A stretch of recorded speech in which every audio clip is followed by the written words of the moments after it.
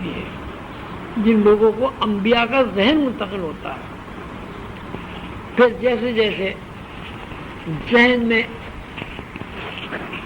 ترقی ہوتی ہے، جیسے جیسے ذہن کھلتا ہے، جیسے جیسے انبیاء کی طرز فکر کے مطابق صلاحیتوں میں اضافہ ہوتا ہے، اسی صورت سے پھر ان کے نام اور عہدے ہو جاتے ہیں، ولی، غوث، قطب، مظلوم وغیرہ۔ یہ ایک سلسلہ ہے اللہ تعالیٰ نے قائم کیا ہے، اور اس سلسلے کو انبیاء نے اور انبیاء کی ورثاء روحانی یا باطنی علماء نے اس سلسلے کو قائم رکھا، اور یہی وہ لوگ ہیں جن کی وجہ سے وحدت کا، اللہ کی وحدانیت کا، اللہ سے قربت حاصل ہونے کا، اللہ کا عرفان حاصل ہونے کا نوع انسانی کو ادراک ہوتا ہے۔ ان لوگوں نے ریاضت سے، عشق سے، اللہ کی محبت سے، رسول اللہ صلی اللہ علیہ وسلم کے اوپر نثار ہو کر محنتیں اور مجاہدے کیے ہیں۔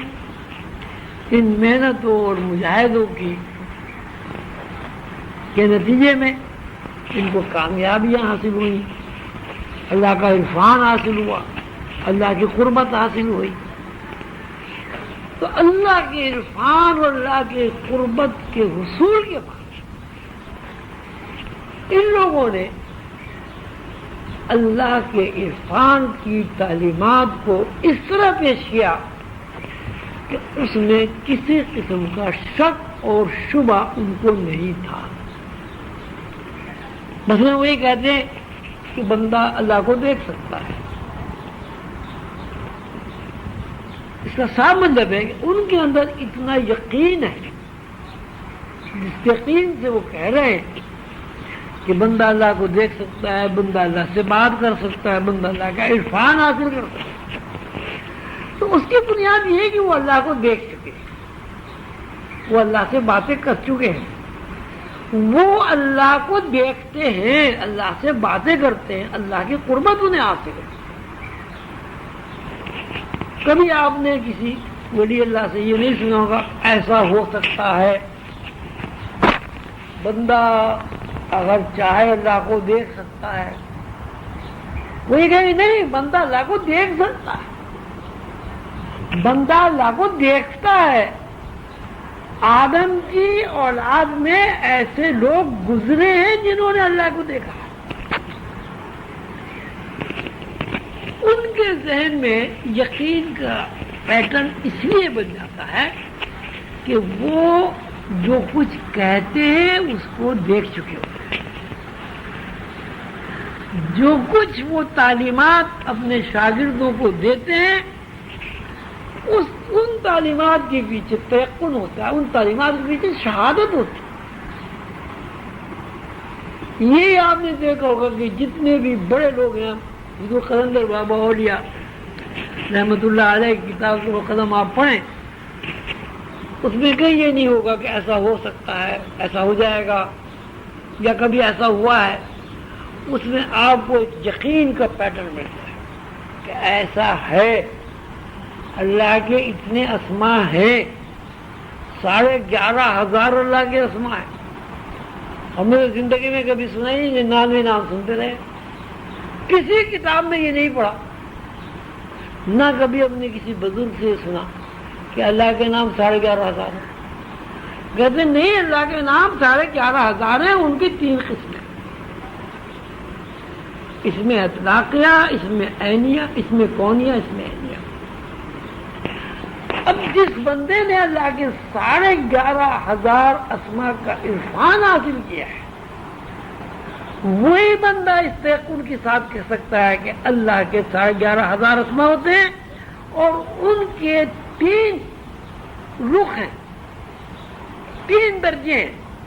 پہلے درجے میں وہ اسماء یہ کام کرتے ہیں، دوسرے درجے میں اسماء یہ کام کرتے ہیں، اور تیسرے درجے میں اسماء یہ کام کرتے ہیں۔ ثابت ہوا کہ کہنے والے بندے کے اندر تیقن موجود ہے. کہنے والا بندہ صرف کہہ نہیں رہا بلکہ جو چیز دیکھ چکا ہے اس کی شہادت دے رہا. یہی انبیاء کی بھی صورت حال ہے. کوئی بھی آپ آسمانی کتاب پڑھیں اس میں شک شبے کی کوئی بات نہیں ہوتی. وہ ایک اور ایک دو والی بات کہتا ہے ہر پیغمبر ہر نبی.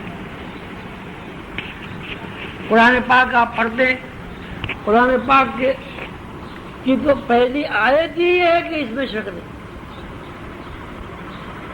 ذالک الکتاب، یہ کتاب لا ریب فیہ، اس میں شک نہیں ہے.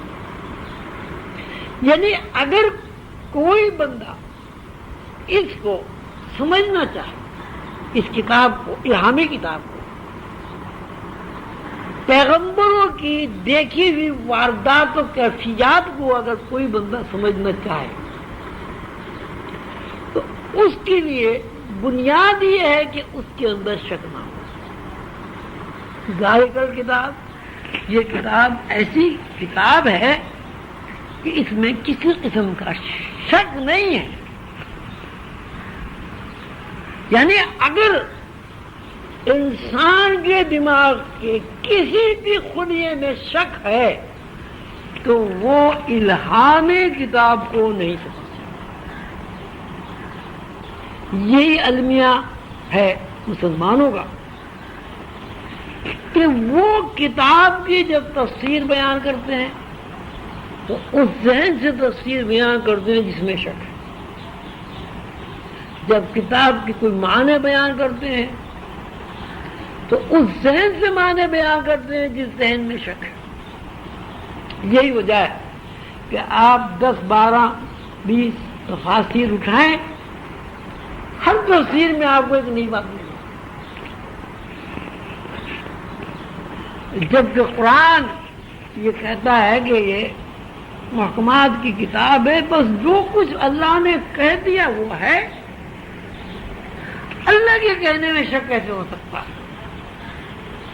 اللہ تعالیٰ کی صورت تو یہ کہ جب اللہ نے کن کہا، ایک کن، کاف نون کن، تو اللہ تعالیٰ کا یقین تو یہ ہے کہ اس کاف نون کن سے اتنی بڑی کائنات تخلیق ہوئی. جس اللہ کی خالقیت یہ ہے کہ 2 حروف سے ساری کائنات تخلیق ہو جائے، اس اللہ کے کلام میں شک کیسے ہو سکتا ہے؟ اور شک کی ضرورت کیا ہے؟ وہ تو جو اللہ نے کہہ دیا وہ ہو جانا ہے، اس میں شک کی کیا بات ہے؟ مثلا اللہ رات کو یہ کہہ دے دن ہے، سورج ڈوب جائے گا. اگر اللہ یہ کہہ دے دن کو کہ رات ہے، ساری دنیا یہ 5 ارب کی آبادی رات دیکھے گی، دن نہیں دیکھے. رحمۃ اللہ نے یکجائی پروگرام کتاب المبین کو بھی کہا ہے اور لوح محفوظ کو بھی کہا ہے. اللہ تعالیٰ نے فرشتے پیدا کیے، اس کے بعد جنات پیدا کیے، اور وہاں بھی جو ہے یہ دیکھا کہ کائنات جو ہے اس میں مزید وسعت ہو سکتی ہے، اور انسان کو پیدا کیا. تو کیا یہ ممکن ہے کہ اللہ تعالیٰ جو ہے کسی وقت انسان کے بعد بھی کوئی اصلی کرے؟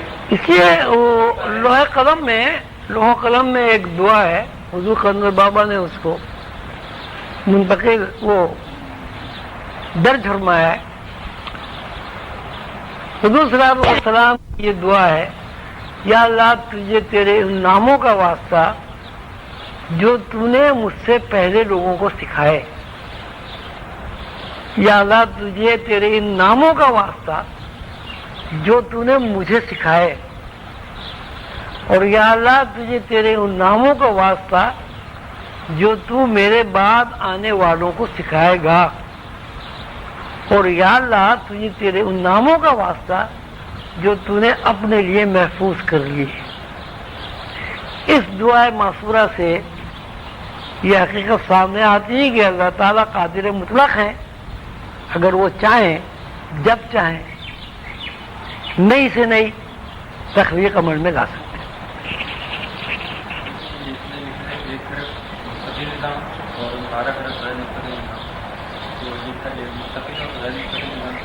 یہ آ گیا ہے بھائی، آ گیا ہے سبق ہے. یہ تو میں نے اس لیے کہا ہے کہ غیر مستقل نظام جو 12 خراب ہیں ظاہر ہے وہ بھی ان سے متعلق ہیں، اس لیے آپ 13 خراب اس کو شمار کریں. خدا حافظ.